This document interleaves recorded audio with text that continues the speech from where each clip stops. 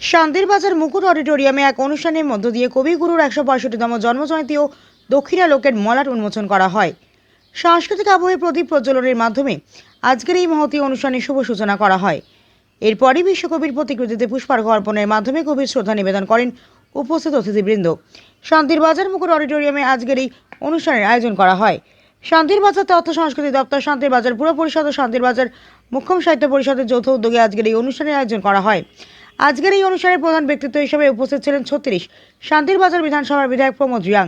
সম্মানীয় অতিথি হিসেবে উপস্থিত ছিলেন দক্ষিণ ত্রিপুরা জেলা পরিষদের সভাধিপতি দীপক দত্ত, শান্তির বাজার পৌরসভার পৌরমাতা স্বপ্না বৈদ্য, দক্ষিণ জেলা পরিষদ স্বাস্থ্য ও শিক্ষা বিষয়ক স্থায়ী কমিটির চেয়ারম্যান শম্ভু মানিক, বিশিষ্ট সাহিত্যিক ও লেখক অশোকানন্দ রায় বর্ধন, শান্তির বাজার পৌর পরিষদের কাউন্সিলর নেপাল চন্দ্র দাস সহ অন্যান্য বিশিষ্ট অতিথিরা। অনুষ্ঠানের অন্যতম বিশেষ মুহূর্ত ছিল শান্তির বাজার মহকুমা সাহিত্য পরিষদের প্রথম বার্ষিক সংখ্যা দক্ষিণা লোকের আনুষ্ঠানিক মলাট উন্মোচন। উপস্থিত অতিথিরা পত্রিকারই প্রশংসা করেন এবং এলাকার সাহিত্য চর্চাকে এগিয়ে নিয়ে যাওয়ার ক্ষেত্রে এটি একটি মাইলফলক হয়ে থাকবে বলে আশা প্রকাশ করেন।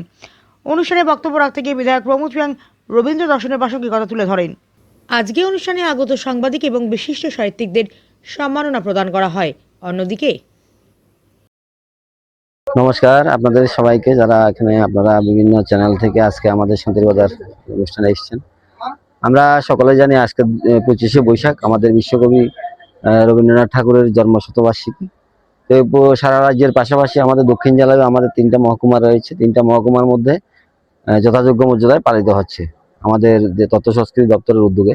এখানে শান্তির বাজারে একটা ভিন্ন চিত্র দেখলাম, যেটা খুব ভালো লেগেছে, যে এখানে আমাদের তথ্য সংস্কৃতি দপ্তর, শান্তির বাজার পৌর পরিষদ এবং আমাদের শান্তির বাজারের সাহিত্য পরিষদ 3টারই যৌথ উদ্যোগ নিয়ে এখানে শান্তির বাজার মুকুট অডিটোরিয়ামে একটা ভালো অনুষ্ঠানের আয়োজন করেছে।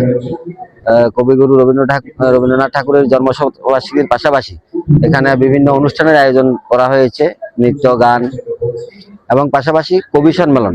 আমাদের দক্ষিণ ত্রিপুরায় যারা বিভিন্ন কবি সাহিত্যিকরা রয়েছেন এবং আমাদের জেলার বাইরেও যারা রয়েছেন, রাজ্যের বিভিন্ন জায়গা থেকে এখানে কবি সাহিত্যিক গুরুজনরা এখানে উপস্থিত হয়েছেন। তো কবি সম্মেলনও হবে, এখানে বিভিন্ন অনুষ্ঠানের আয়োজন করা হয়েছে। তো আমি ধন্যবাদ জ্ঞাপন করব যে আমাদের তথ্য সংস্কৃতি দপ্তরের পাশাপাশি শান্তিবাজার পৌরসভা এবং শান্তিবাজার সাহিত্য পরিষদকে, বিশেষ করে যারা খুব উদ্যোগ নিয়ে আজকের অনুষ্ঠানটা খুব ভালোভাবে সফল করার জন্য কাজ করছেন। আমি ওনাদেরকেও ধন্যবাদ জ্ঞাপন করব। পাশাপাশি আপনারা আজকে যারা সাংবাদিক বন্ধুরা এখানে এসেছেন, আপনাদেরকেও শুভেচ্ছা অভিনন্দন জ্ঞাপন করব।